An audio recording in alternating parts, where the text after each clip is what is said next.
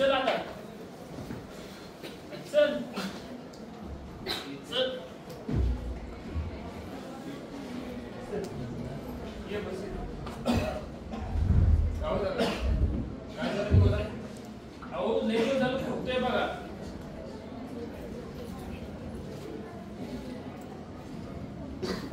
काम काय करतात? अहो बांधकाम आहे आमच्या इथं.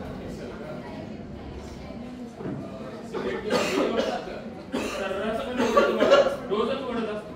हो का? मी ते औषधं लिहून देतो. बाहेर मेडिकल आहे तिथं प्रिस्क्रिप्शन द्या. मी तुम्हाला गोळ्या देतो. ना अस्थमा झालाय.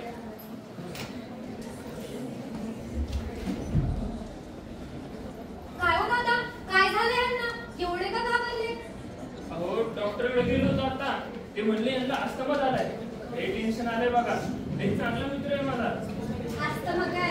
घाबरून जायचं काहीच कारण नाही. मी आहे ना, मी सगळं समजावून सांगते. हे बघा दादा, जेव्हा तुम्ही श्वास घेता ना तेव्हा नाकातून हवा फुफ्फुसांमध्ये जाते. पण ती हवा जर प्रदूषित असेल, धुळीचे कण असेल तर काय होतंय, फुफ्फुसांची आतडे सुटते आणि श्वासाचा मार्ग बारीक होतो. त्यामुळे तुम्हाला श्वास घ्यायला त्रास होतो आणि त्यामुळे अस्थमा होतोय. हा अस्थमा कसा मोह करतात की? अहो दादा, तुम्हाला जर आनुवंशिकता असेल, त्याचबरोबर तुमची रोगप्रतिकार शक्ती जर कमजोर असेल, तुम्ही सारखे सारखे धुळीकण, प्रदूषण, रसायनं यांच्या संपर्कात येत असाल आणि महत्वाचं म्हणजे धूम्रपान, सिगरेट ओढता का? त्याच्यामुळे होते बघा अस्थमा. अस्थमा झालाय कसं कळत? अस्थमा झाल्यावर तुम्हाला सारखं सारखं खोकला येईल, श्वास घ्यायला त्रास होईल, घशातनं घरघर आवाज येतो का? हा ते असं असेल तर समजायचं अस्थमा. टेन्शन घेऊ नका. डॉक्टरने दिलेली औषधं वेळेवर घ्या. अस्थमा काय काय पण चुटकी सरशी पडून जाईल बघा. हे बघा, ही गोळी सकाळ संध्याकाळ जेवणानंतर घ्यायची. आणि ही पिवळी गोळी आहे का, ही जेवणाच्या आधी सकाळी. कधी? सकाळी जेवणाच्या आधी. हा. आणि हे काय मग? अहो हे इन्हेलर आहे. हे याच्यामध्ये औषध भरलेलं आहे. हे तुमच्यासाठी नाही, यांच्यासाठी. वापरायचं कसं? सांग. हा माउथ पीस, हा याचं झाकण काढायचं, तोंडात पकडायचं आणि ते मोठा श्वास घ्यायचा आणि 2 ते 5 मिनिटे थांबायचं. झालं. एवढं सोपं. अहो सोपं आहे की मग? हो. एवढे औषध घेतल्यावर बरं होईल का? नक्की बरं असेल बघा. या औषधांमुळे तुमची श्वसन नलिका मोकळी होती आणि तुम्हाला श्वास घ्यायला मदत होती. पण मेन म्हणजे सगळी औषधं वेळच्या वेळी आणि शेवटपर्यंत घ्यायची. जरा बरं वाटलं म्हणून औषधं सोडून नाही घ्यायची. काय? नक्की घेईल बघा.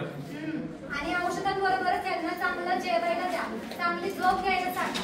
घरातली भांडी आहेत ना बाहेर ठेवायची. ताण घ्यायचा नाही, स्वतःची काळजी घ्यायची. आणि सिगारेट विसरून जायची. आता घरी जाता जाता सोडून जायची. सगळी औषधं नीट घ्यायची. कळली का? हो समजली सर. काही प्रॉब्लेम असेल तर हा नंबर घ्या आणि फोन करा. एकदम खात्री पटली बघा माझ्या. आता माझा मित्र आता एकदम बरा होईल. खूप उपकार झाले तुमचे. अहो उपकार कसले त्याच्यात? हे आमचं कर्तव्यच आहे. यालाच आम्ही पेशंट काउन्सिलिंग म्हणतो. अगं रसिका, आपण किती ब्लेस्ड आहोत की आपण या प्रोफेशनचा पार्ट आहोत. आपल्याला लोकांना मदत करायची संधी मिळते.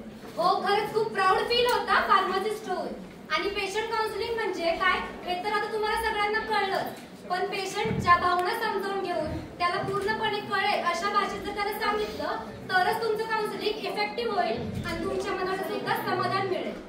जसा प्रत्येक ड्रगमध्ये ऍक्टिव्ह फार्मास्युटिकल इन्ग्रेडियंट असतो, तसा आपल्या हेल्थकेअर प्रोफेशनमध्ये फार्मासिस्ट हा ऍक्टिव्ह फार्मास्युटिकल इन्ग्रेडियंट म्हणून रोल प्ले करतो. कारण पेशंट हा 90% तुमच्या शब्दांनीच बरा होतो. धन्यवाद.